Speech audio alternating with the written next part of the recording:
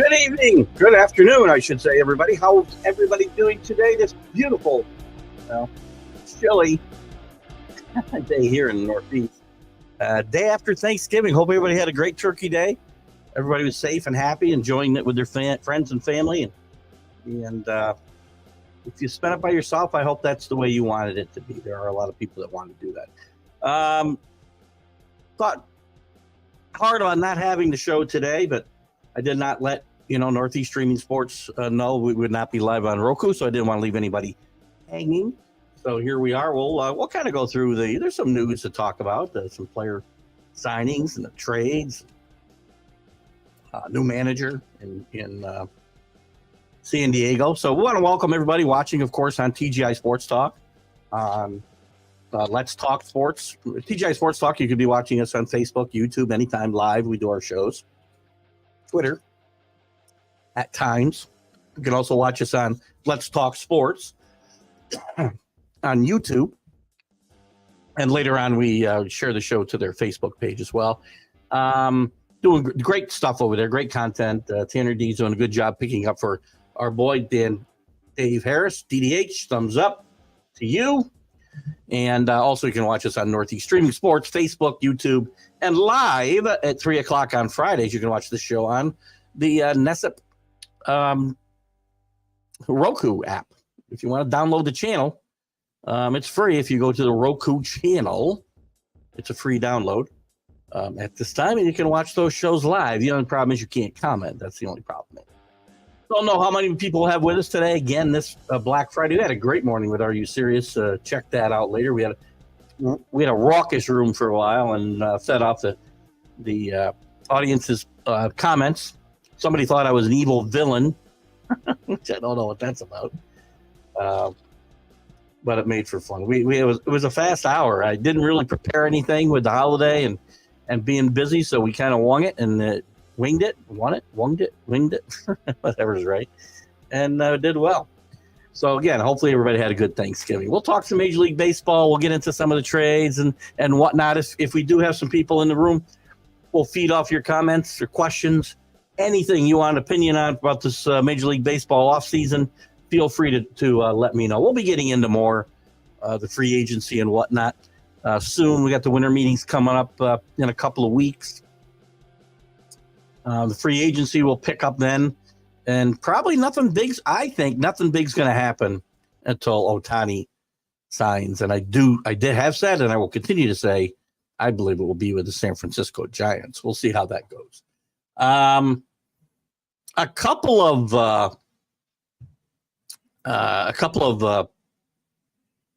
our rest in pieces today. First of all, I just found out about this one. Ron Hodges, who spent his entire 12-year major league career with the Mets. He passed away today at 74 years old. Basically a backup throughout his career, capable backup, capable defensive player. And he played on a 73 Met team that went to the World Series. And he did catch a complete game victory down the stretch for the Mets that Tom Seaver pitched. So did pretty well in his rookie season and helped them out as they were. This was a wild pennant race, if you remember. They won the division with 83 wins that year, I believe, maybe 82 wins. So anyway, rest in peace. Our condolences go out to Ron's family, of course. Also passing away this past week was Willie Hernandez. Willie Hernandez was it's funny. He went from a journeyman player. He had been in the major leagues. Let's see, how long had he been in major leagues before he got to Detroit? Almost 10 years. 1, 2, 3, 4, 5, 6, 7, 8 years in the major leagues. Pretty much as a journeyman, really, never didn't save a lot of games, didn't win a lot of games, didn't pitch a lot of innings. He did a couple of years. He pitched over 100 innings. But in 1984, 1984, he had a dream season, as did the Tigers. They got off to that 35-5 start, remember? And Willie Hernandez was a huge part of this. He went from a guy who was just knocking around the major leagues with a couple of different teams in Philadelphia and the Cubs, and he won the Cy Young and the American League MVP in the same year, which has only happened a handful of times. And Willie Hernandez did it with 32 saves.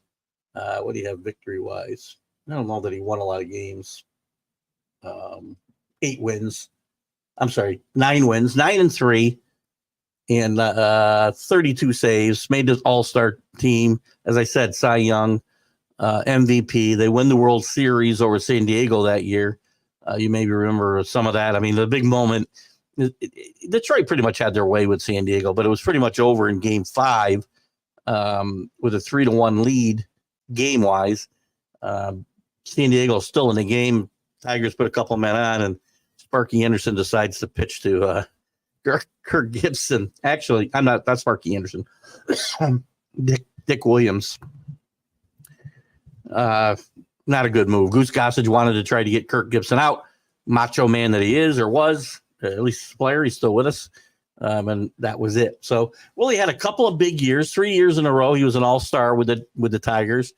And then he kind of reverted back to his kind of journeyman ways to finish out his last few years in Detroit.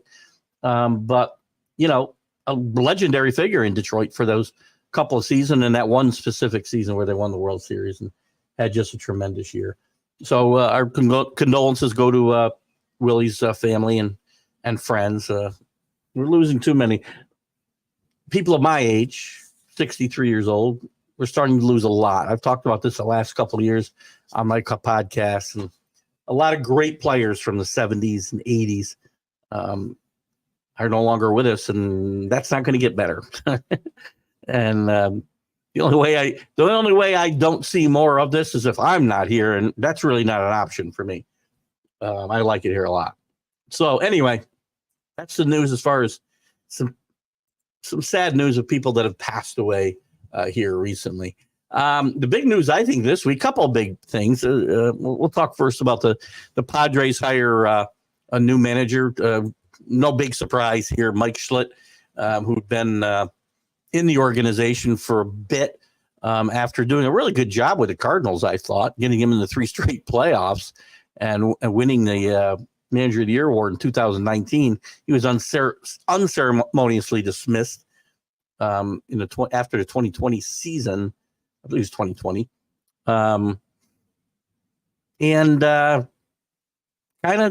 He did a great job. 3 straight playoffs appearances. What are you supposed to do? You're not going to win the World Series every year, but they let him go. And he was hired, given a 2-year contract to replace Bob Melvin. He knows some of these players, and this is not going to be an easy job. Bob Melvin found out it wasn't an easy job. Now they've lost recently the owner and chairman of the board had passed away, Peter Seidler, sadly at the age of 63 here this past week as well, or a couple of weeks ago now. So the Padres in a little bit of disarray. Questions about Soto, whether they're going to sign Soto or trade him. We'll be talking about that in the weeks to come. A lot of talk about Soto coming to the Yankees. And I've said before, I don't want Soto. Not that he's not a great player, great hitter, but he doesn't play good defense. You need to play good defense. He's going to play left field in Yankee Stadium. He is not a defensive player that can play left field in Yankee Stadium. He just isn't. So anyway, that's one of the decisions the Padres will have to kind of take a look at. They got some great players there. We'll see if Schlitt can do any better than Bob Melvin, who did move on to the Giants, as we know.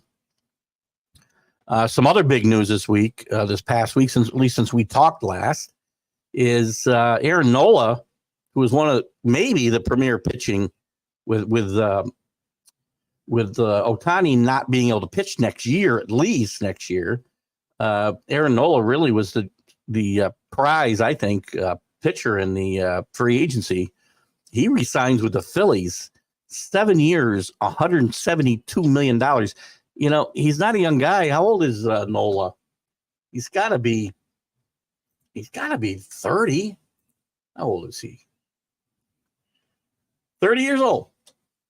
7-year contract. These guys just never learn their lessons here. It's a long contract for a guy in the north side of 30.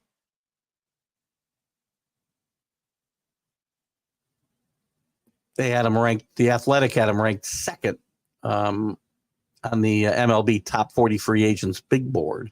Didn't have a great year this past year, but he's pitched pretty well the last several years for the Phillies. And he's pitched well pretty much since he came up. And I like him, but now he sets, looks, it's going to get expensive to get these free agent starters, I'm telling you. So the market's kind of been set for this offseason. As there's some guys with better numbers. There may not be better pitchers, but there's guys with better numbers. In fact, Lance Lynn, who, by the way, looked like me out there on the mound this year, both with his physique and his pitching performance with the White Sox and later with the Dodgers. He gets a 1-year deal with the Cardinals, who he pitched pretty well for in the past, for $10 million. Let's see what else is going on around the Major League Baseball. A strange move, I think a strange move. The Diamondbacks trade for Eugenio Suarez. They didn't give up much. They trade Carlos Varga, right-handed pitcher, and a veteran catcher in Seibi Zavala. Hiccups.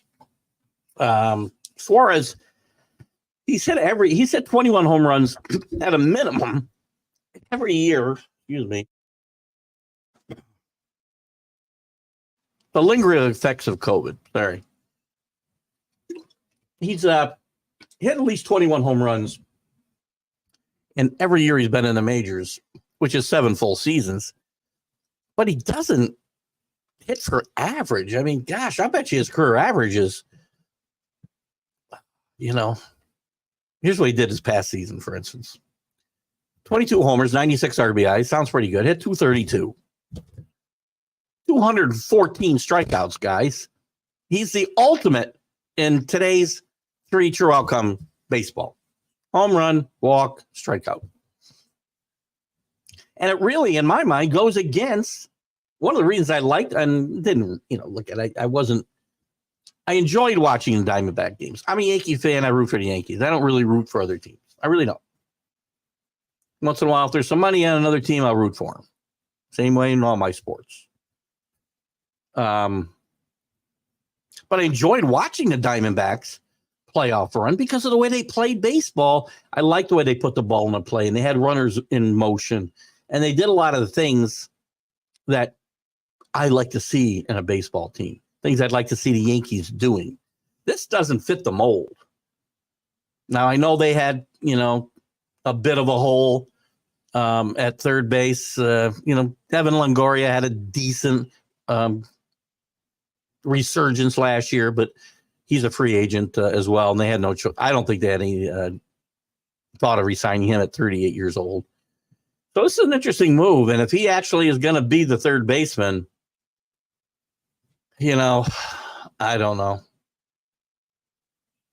You can look at things like WAR and I don't get into all those things because to me they're made up stats.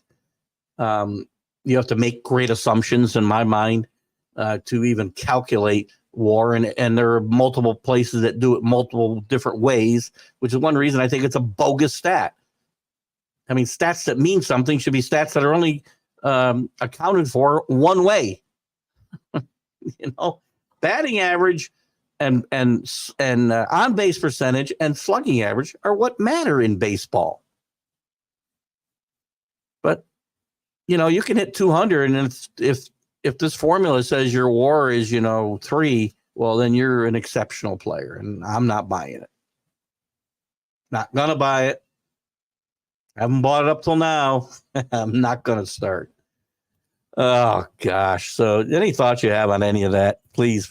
First of all, I can't believe the Phillies signed Nola to a $172 million contract. Guarantee he breaks down next year or early or sometime during this contract, he'll break down. 172 guaranteed dollars. Makes no sense. Paul DeJong, free agent, has signed with the Chicago White Sox. Paul DeJong had some good years with the Cardinals. He was an all-star in 2019. Again, another guy with a low batting average. He's got some pop and a decent glove. But last past season, 220, 14 homers, 37 RBIs.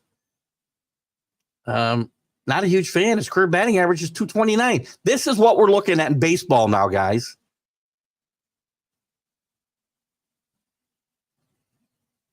Tim Anderson, they let go. They would have had to pay him $14 million. How much are they going to play DeJong? I don't see the details of the. It's pending a physical, so they haven't even announced the numbers. But if they're paying him anywhere near what they paid Tim Anderson, and they let Tim Anderson walk away for Paul DeJong, bad move. I mean, Tim Anderson didn't have a great year this year, but he's still a very good player, and he's much better than Paul DeJong. But congratulations to him. The World Series champion Rangers earned $506,000 from the record playoff pool money that was available. A full postseason share for each player, $506,000. It's just down, I should say. The total money available, I believe, was bigger, but the total for the winner was down a little bit from what the Astros got in 2022. The total pool was $107.8 million, which topped last year's by $300,000. Hey, that's life-changing money for some of these guys on this team that's not making, $10 million, $20 million a year. Who else? What else? I think Arizona got $313,000, up from $296 for the runner-up Philadelphia last year. The other full shares. This is per player. Don't forget.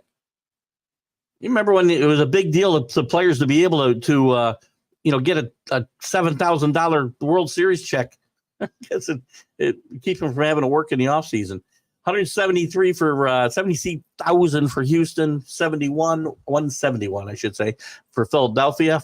And then we dropped the 43 for Baltimore, 43 for Atlanta, 42 for Minnesota, 36 for the Dodgers. And just for making the playoffs, 10 million for Miami, 9 for Toronto, 8 for Tampa, 8 for Milwaukee. Not that long ago, that was what the winners were getting. Ian, good to see you today, buddy. My friend from down under.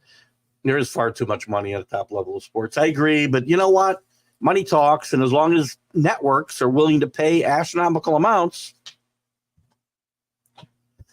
then I don't blame the players. A lot of people blame the players. It's the owner's fault. Because my theory has always been if somebody's willing to pay you, then you're worth the money. I'm not saying you earn it, but you're worth whatever somebody's willing to pay you. So don't blame the players for this. Blame the owners. And blame Major League Baseball, because when the owners have tried to stop this, well, then they get sued for collusion.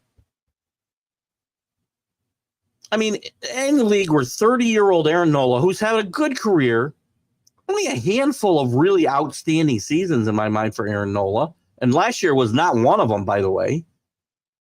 He gets $172 million guaranteed over 7 years at 30 years old. Now, I get part of this is for past performance, right? Especially since you're re-signing with the Phillies. But you're right, Ian. I don't think they're making that for Australian rules football, are they? Or is that the game we're playing over there? I always mix that up. I keep promising to learn more about this, but anyway, that's some of the news. We'll look at some other things. Oh, Mets and Yankees both hire bench coaches this year. Very interesting choices. Carlos Mendoza for the Mets hires John Gibbons, who had 2 stints as his Blue Jays manager. had been out of the game, I think, since I want to say 2021, maybe 2020. Now that I think about it, but a good veteran guy to help a young manager, first-time major league manager. He's managed other levels, so I think this is a good move for the Mets. Gibbons is a good manager. He had a falling out the first time around with the Blue Jays, and I recall that there might have been some issues with players and whatnot, and John Gibbons. But his second time around, he was kind of a different guy, a better guy in the clubhouse, better guy with his roster and players. And the Blue Jays had some success. They didn't win any league championships, but or World Series for that matter. But they had some level of success under John Gibbons, and I think it's good to get a veteran guy there for Mendoza. For the Yankees, bringing in Brad Osmus to be, and I'm not sure that this is Aaron Boone's doing or not. I don't think it is, to be honest with you. I think this is a Cashman. And Brad Osmus is a former major league manager. Aaron Boone isn't a guy who needs that type of presence necessarily on the bench, especially maybe it's a guy that isn't one of his guys. And it's going to be interesting if the Yankees get off to a bad start next year. What happens? You've got a former major league manager sitting right there. Had some decent success with the Tigers for a couple of years before it faltered there. Went to the Angels and got pushed out after 1 year so they could get Joe Madden. Very similar to the David Ross situation in Chicago this year for a council. But Brad Osmus now will be sitting next to Aaron Boone in the dugout. And I'm not an Aaron Boone guy. I was okay when he got hired. I actually wanted Rob Thompson, longtime Yankee coach, longtime Major League coach. Obviously now the Phillies manager. That's who I wanted hired to replace Girardi. I thought Boone was an interesting choice at the time, but to me, he's lost some stock every single year, every year. Just too much rationalization of mistakes on the field by his players. It's one thing to have your players back. It's another thing to enable them to continue to make the same mistakes day in and day out. And that's what's happened with this Yankee team. I'm not sure I want Brad Osmus replacing him. Average wage for the middle tier players in the AFL is around $1 million per year. So that's the middle tier. What's the top tier? Again, we know what our top tier baseball players and football players are making. Even basketball players, your top guys are $30 to $50 million now. Now, Ohtani might be a $60 million player. And what's the minimum? Ian, so do me a favor and put up the minimum and the max, or not the max, but you know what I mean. Minimum wage for Major League Baseball is now about $750,000, I think. Let me see. Let me just verify that. I don't think I'm wrong. Minimum MLB salary 2023. Pretty close, huh? $720,000. Absolutely amazing. Absolutely amazing. God bless them. So there you go. I mean, the last guy in a bench in the Major League Baseball is nearly making as much as your middle tier players in the AFL. Now, again, Ian, while the game is the most popular game in Australia, I'm assuming, and maybe in other parts of the world. Again, I know there's a difference between rugby and Australian rules football, but the game is played elsewhere, I believe. It's all about money, though. These teams can afford to pay because TV foots the bill. Yes, they charge an astronomical amount for tickets and whatnot. It does cost us, the fans, a lot as well. Not just, even if you don't go to the ballpark, all your TV rates go up, whether you're still wired with cable, or whether you're streaming, you're paying for all of these games. And people who don't want to watch the games are paying for them as well. So that's the way it is, and that's the way it'll continue to be, unfortunately. Excuse me. Let's see. Yamamoto, the prize free agent from Japan, he did post a Major League Baseball free agency. Do we know what the money is? He's 25 years old. He's expected to set off a record bidding war that will see some teams, some of baseball's richest finances, paying more than $200 million for his services. But I want to know what the when it comes to these Japanese players, you've also got to pay the posting fee. So you got to pay the team he's leaving just to have a chance to negotiate with him. So I don't know how. I know they made some changes to that rule here a while back, but I don't see. Yeah. Again, be a pitcher, man. You get paid 30 years old. You're getting 172 million guaranteed if you're Aaron Nola. Excuse me. So anyway, congratulations, Yamamoto. He is cleared to be a Major League Baseball starter next year, and we'll see where he ends up. My guess says on the West Coast. He said he wants to play with a team that has other Japanese players on it. While there are a few of those certainly around the East Coast, the Yankees have none now. The Mets do have Senga, which might give the Mets a chance. But a lot of these guys settle out west. And like Ohtani, if he wants to play with the best from Japan, then he's going to go where Ohtani goes. And that's going to be on the West Coast. Mets, Yankee fans, Red Sox fans, whoever you are here in the Midwest, or I know the Rangers think they're a dark horse for Ohtani. I think, he's going to stay on the West Coast. I know everybody likes it to be the Dodgers. I think it might come down to Seattle and San Francisco. And I like San Francisco's chances here. I really do. So we'll see what happens there. Oh, we already know about these award winners. We've already got there. So what else do we have here? What else we got to talk about today? It's on my list.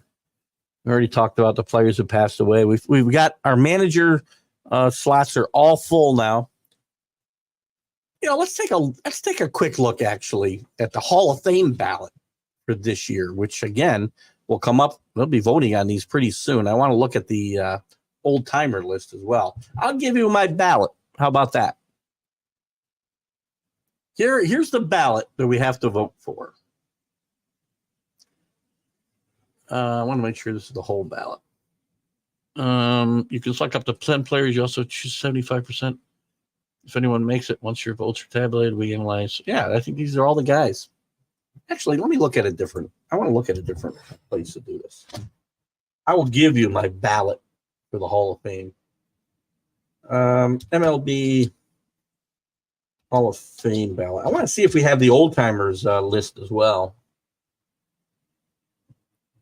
Here we go. MLB. Beltran and Mauer will debut this year. Adrian Beltran should be a first ballot Hall of Famer in my mind. Who else is on the Joe Mauer, as I said, not a Hall of Famer. Chase Utley, Hall of Very Good. There's some of the more notable names that are on the ballot. They joined some veterans such as Todd Helton, Billy Wagner, Andrew Jones, who have been trending upwards in the voting. We'll see whether that continues this year. I'm going to say Beltran is a shoe-in this year. I don't really know. If I'm going to vote for guys on this, I want to see the ballot. Give me the damn ballot. Let's see what we got here. Is this it? Oh, I got a contemporary. Here's the old timers that are up, by the way, too. We'll talk about this class as well. Cito Gaston. Cito Gaston belongs in the Hall of Fame. Back-to-back world champion manager. No question. Hall of Fame all the way. He was the first black manager to win a World Series. He had a good 11-year playing career with the Braves and Padres and Pirates. Had some really decent years. Not an all-star or Hall of Fame caliber player by any means, but Hall of Fame caliber manager.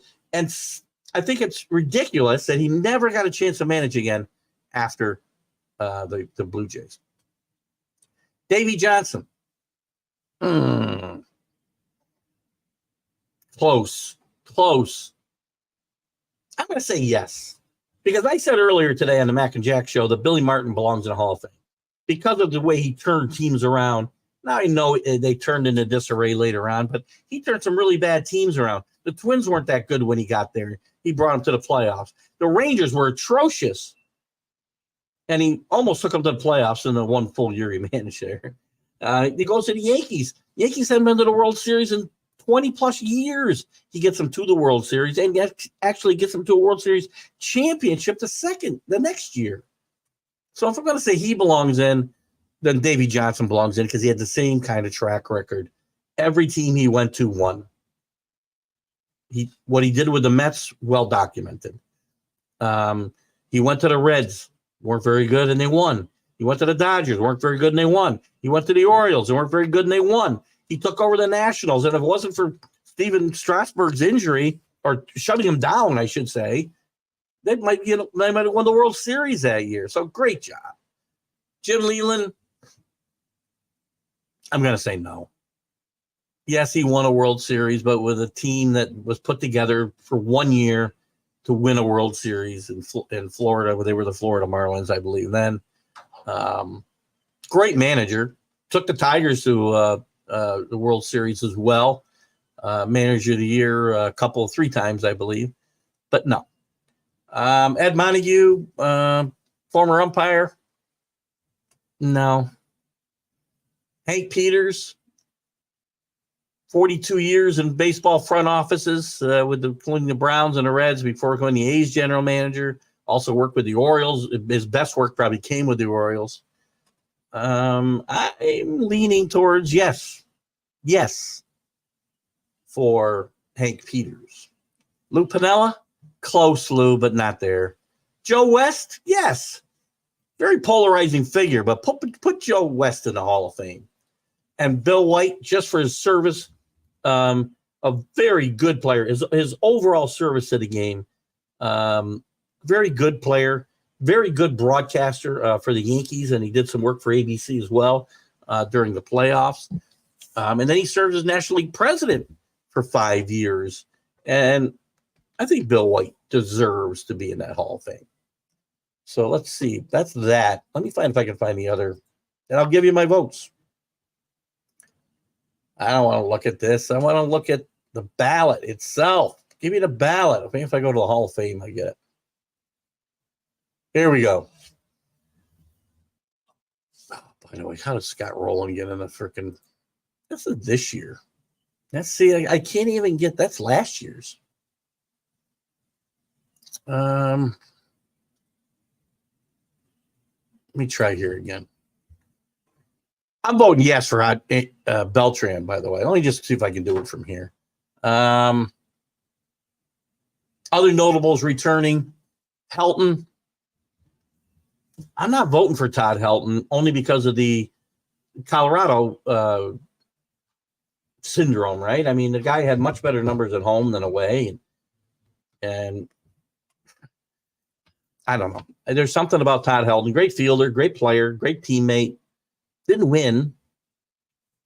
I say no. I say no to Billy Wagner. Billy Wagner, both of these guys were close last year. They were all within the seventh close. Helton fell just short. He's probably going to get in. He got 72% of the vote, and I don't think anybody's ever got that many that close and never got in. Wagner had 68% last year, a 17-point jump. And Andrew Jones, I'm leaning towards yes because he was such a great defensive player as well as an offensive force early in his career. I say yes.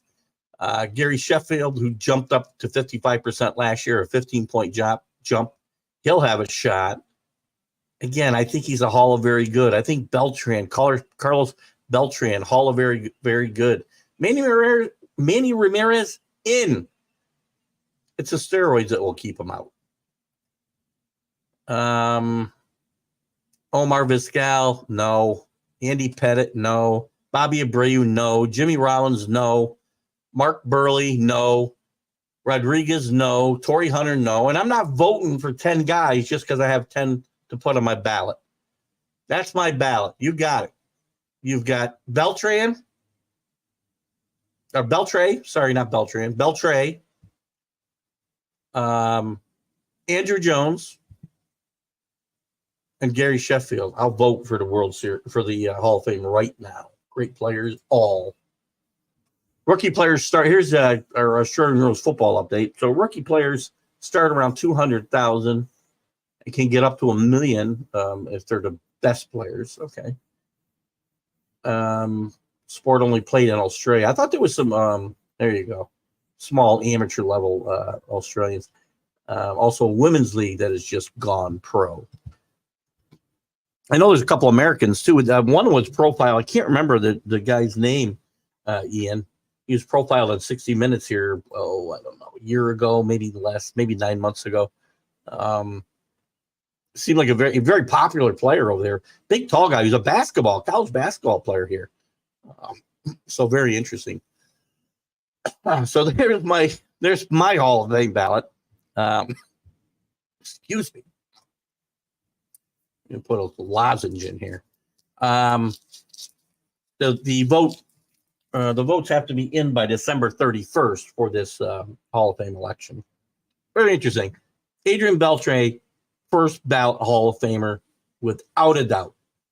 Best fielding third baseman of his era.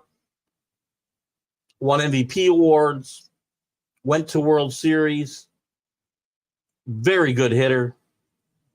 And I think we're going to stick with that as our choices. Mason Cox, thank you. He was with the winning team this year. Good for him.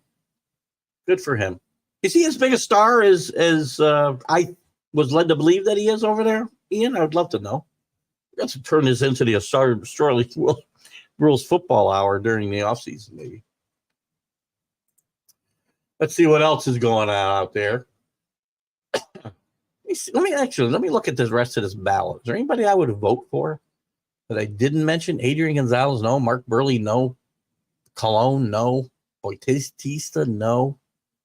I'm not even sure how these guys stayed on the ballot. David Wright, no. It's a shame. David Wright would have had a chance, but for the injuries. Very similar to Don Mattingly. And by the way, the Veterans Committee, time to give Don Mattingly some consideration as well. Whatever we call this committee now. It's time to give him some consideration. A-Rod is on the ballot, by the way. He will not get my vote. He will not get my vote. It's funny. I really feel like the steroid guy should be in with asterisks. I might have to amend my... I guess I have to vote for A-Rod if I'm going to vote for Manny. It's very hard. I mean, again, I think they should be there. Bonds should be there. You can't have a Hall of Fame without Barry Bonds. You can't have a Hall of Fame without Pete Rose for different reasons. You need to put these guys in and tell the whole story.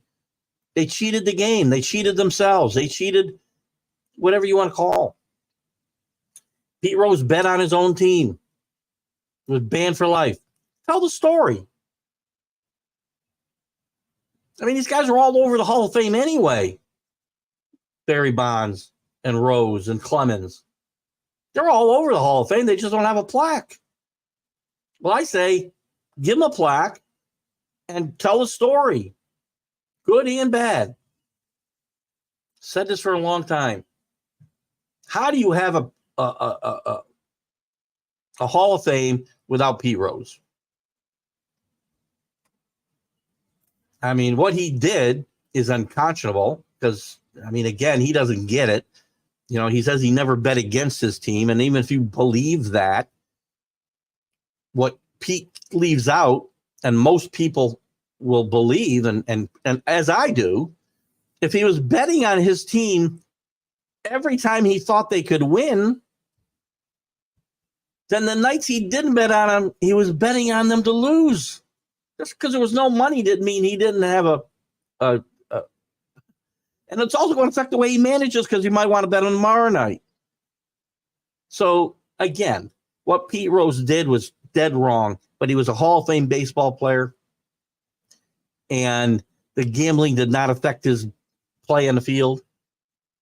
Tell the story. Put him in there, tell the story. Cautionary tale, boys and girls. Hate that. It's 3:40. We're not going to go too much longer here. I see we got a few people in the room. If you got some comments, you got some questions about the offseason, whether it's the Hall of Fame we just talked about, whether some of the trades or signings we've had so far with Aaron Nola, Segura, pending free agencies of Ohtani and Bellinger and Yamamoto. I'm happy to answer those, but if we don't have questions, I'm probably going to wrap up early today. We'll see how it goes. We'll look for a few more things to comment from my end. I'm still fried, by the way. This whole Craig Counsell thing went down. The way he used the Mets and his friend David Stearns sucked. The way he negotiated for a job that a guy already had, and David Ross with the Cubs, sucked.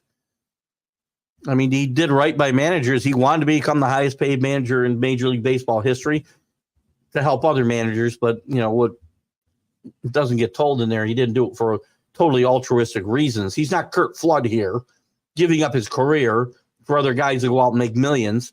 He's also benefiting. 6'11". Cox is good player, 113 games, not elite, but only American currently playing, so he gets a lot of attention. Good to know. Thanks for that information, Ian, our good friend down under, who brings us up to speed on Australian rules football. It's going to be interesting to see if that sport continues to grow. And then you know what's going to happen, Ian? The sport's going to continue to grow, and they're going to get more and more money. I don't know. Again, the other thing, if you have comments about the Mets and Yankees, I said that it was interesting. I think John Gibbons' hire for bench coach for the Mets was a very good move for them. Some experience for Mendoza to kind of grow. I don't think the hiring of Brad Asmus was as good a move for the Yankees or Aaron Boone. If you just want Aaron Boone out, then having Asmus next to him, at least there's somebody to take over the reins if they were going to fire him during the season, where there hasn't been before. They weren't going to hand the reins to his bench coach then, which was Carlos Mendoza. But I don't really want to see Brad Asmus managing his team either. He's just another puppet for Cashman. Nobody wants to see that. There's a player poll recently, too, and I never did touch on this, about what they thought about, some of the players poll about their thoughts on new rules, expansion teams, and Ohtani. So they were, if they were starting a team today, this was asked of Major League Baseball players, who's the first player you would sign? Ohtani was picked by 45% of the players, Judge by 14%, Acuna by 9%. Acuna's a great player, man. And Adley Rutschman, interesting enough, catcher for the Orioles, 6% almost. So that's an interesting start right there.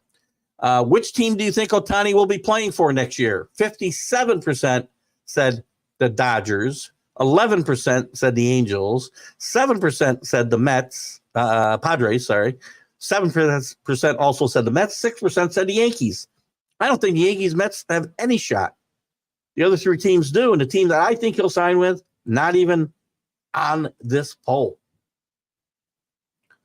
What's the best potential? Can't expand. Can't expand when you got teams leaving Oakland to go to Vegas, when you got Tampa Bay considering playing half their games in Montreal, and other franchises not as solid as they should be. But Nashville wins this easily. Nashville deserves a Major League Baseball team in my mind. 69%. Montreal, 10. You didn't support your team before. Why am I going to give you another team? Charlotte. I thought this would be higher, 5%. Austin, 5%. They're not putting a team in Austin. You already got 2 teams in Texas now. Portland, 4%. Oh, there's a great Netflix. Oh, God, I can't think of the name of it now. Great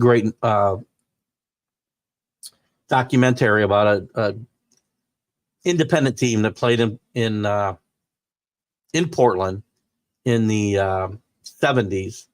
Kurt Russell's father, Bing, owned the team, and it's a really great documentary if you want to watch it. You want to check it out. Vancouver, 2%. Salt Lake City, 2%. What you got here? AFL is actually the most attended sports league in the world compared to the country's population, and the 4th highest attendance outright. Interesting. Next question on the poll. Are the new rules good for the game? Score each on a scale of 1 to 5, 5 being the best. Banning the shift. The players thought just about 4% thought it was good.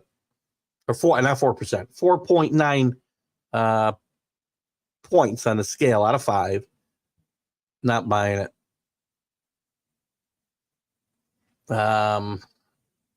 What is this? So that's the average. I don't know what mode is. I guess you got to be a math major to do this. Bigger bases, 3.7 points was the average the players put in, and 3.7 for the pitch clock. The only one of these I agree with even a little bit is the pitch clock, because the pace of games had to speed up, and it did what it was intended to do. There was some unintended consequences that I didn't like. I still think there'll be some dramatic moments in games that will get lost because of it, but bigger bases. So you artificially inflated the stolen base numbers because of the bigger bases, which are shorter base paths. I don't care how you look at it. The bases are bigger.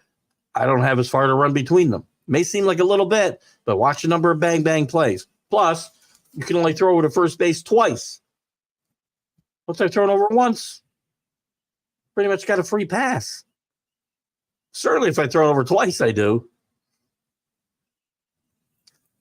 Should the pitch clock rule be different in the postseason? 60% said yes, 39%, 40% said no. How often are labor issues discussed in the clubhouse? Very interesting. More than usual, 7%. The same, this is so it's, as opposed to other points in their careers, I guess. About the same, nearly 60%, and less than usual, 33%. Good sign for labor, I guess, disputes going forward. I don't know whether you agree with the players, disagree with the players. I'm still not a fan of any of the rules that have been put in, except the pitch clock. I'm okay with a bit.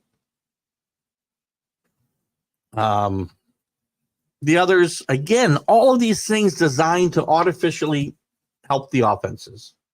Why ban a shift? Teach guys how to hit the ball where people are not. That's the way I learned how to play. If I had 3 guys standing over here and 1 guy standing over there, well, I'd hit it over there.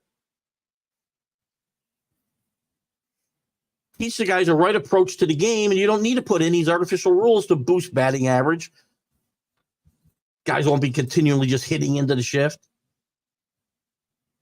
Ridiculous. As I've said 100 times, and I'm going to wrap it up probably after this. 100 times I've said every major rule change since 1968 has benefited the offense. The pitchers are up against it, whether we're talking about the strike zone, the mound, DH, smaller ballparks, the balls. Now all these rules about the shifts and whatever else. I'm missing things. But all of it designed to help offenses And if the pitchers try to do anything to get an edge, we're out there checking them for foreign substances right and left. Quit ruining the game, Rob Manfred. All right, guys. Ian, thanks for tuning in. Thanks for bringing us up to date on the Australian Rules football. I've enjoyed our conversation today, as always. I knew we'd have a small crowd being the day after a major holiday here. A lot of guys watching football right now. A lot of guys out shopping on Black Friday with their wives, all pissed off. Sorry for you guys. Keith Engle here for MLB, the MLB update. Catch us Sunday on the Stream of Consciousness, right here on these same channels, and also catch us Wednesday night with the College Football Huddle, and right back here with Are You Serious and the Major League Baseball update next Friday. Check your local listings. Keith Engle for TGI Sports Talk. Have a great weekend.